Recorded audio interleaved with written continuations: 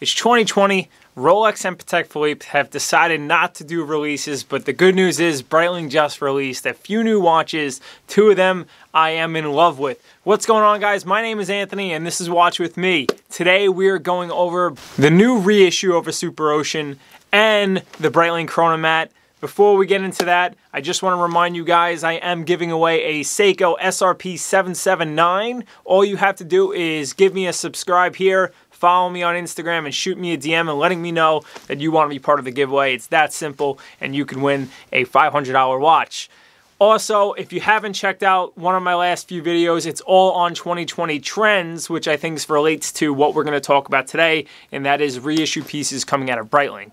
But enough of all that, let's get into the topic, guys. So first, we have the Breitling Super Ocean Heritage. This is a direct recreation of the 1957 very collectible Breitling Super Ocean.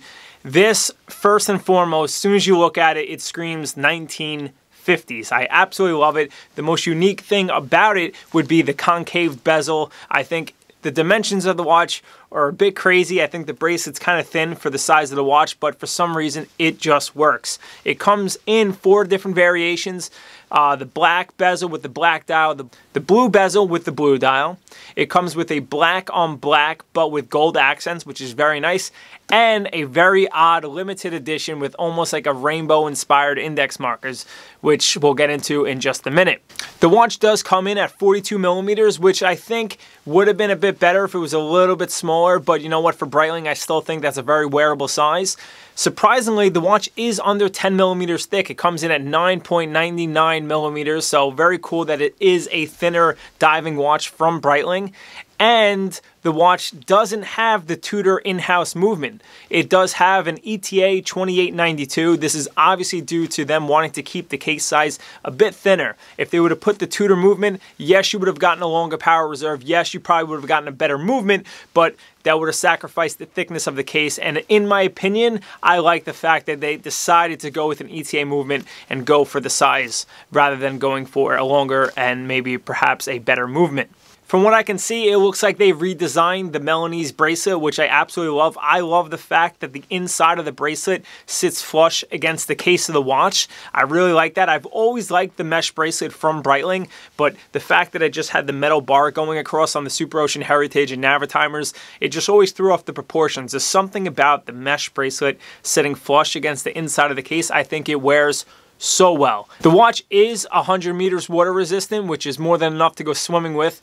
And the price ranges from $4,300 all the way up to $5,600. So definitely, I think a fair price point for this watch, but an absolute killer nonetheless. My favorite would have to be the black bezel with the black dial on the Milanese bracelet. I can't wait to see this in person and try it on. I think Breitling is absolutely killing it with the re-editions, and it seems to be a new direction of the company that I really love.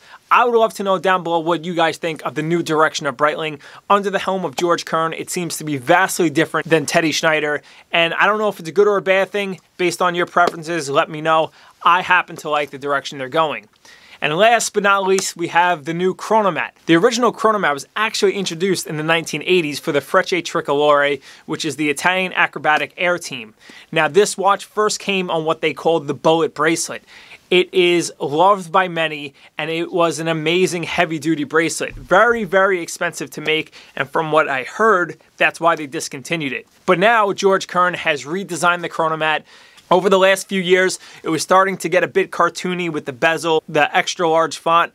He has cleaned up the watch and now introduced it with this beautiful bullet bracelet that almost becomes integrated into the case, so it kind of gives it that tapered look that is very popular in the industry, whether it's, you know, the AP Royal Oak or the Patek Philippe Nautilus. It's obviously a very sought after look, being it's tapered, but you know what? They did it in their own right. It very much is Breitling. It's not trying to copy off anyone else. And from the photos I've seen, it looks well executed. It looks like a fantastic bracelet, heavy duty, well made. The watch is much thicker. It is 15 millimeters thick. The watch is 42 millimeters, which I like. Traditionally, Chronomats were always 44 millimeters or 41 millimeters. So I like the fact that they decided to keep the thickness at 42. The reason why it is so thick, it does have the Breitling 01 movement. This is a fantastic movement. It has 346 parts, 47 jewels. It has a vertical clutch, so the chronograph hand will never jump forwards or backwards. It has an integrated date change, so the date will automatically change at 12 o'clock. It's a fantastic movement, and what I would think is one of the best chronograph movements on the market, but being it is a Breitling in-house movement, the price point does start at $8,200 and goes up from there all the way up to a gold version at $20,000 on a rubber strap. But nonetheless, I really like the design of the chronomat. Very much an 80s piece, but I dig it. They also introduced a new Navitimer at 35 millimeters. They've kind of had this for a little while. My favorite piece would be the salmon dial version. It is 35 millimeters, so probably a bit too small for most men. I would wear a 35, but this particular collection I thought was a bit of an afterthought compared to the other two and how much they blew me away. My favorite of all the watches Breitling has released so far this year, including the new Top Time and the 765, would have to be the new Super Ocean Heritage 57 reissue. I think they killed it. It looks spectacular. Let me know what you guys think down below. And that is really it. I love the fact that they decided to do this summit online and show the watches. Everything in the watch community right now is a bit quiet. There's not too much going on. So the fact that Breitling decided to go strong and still release some models this year is very cool, and I appreciate it. But that's it, guys. I hope you enjoyed the video. If you did, don't forget to leave me a thumbs up. And if you haven't already, don't forget to subscribe.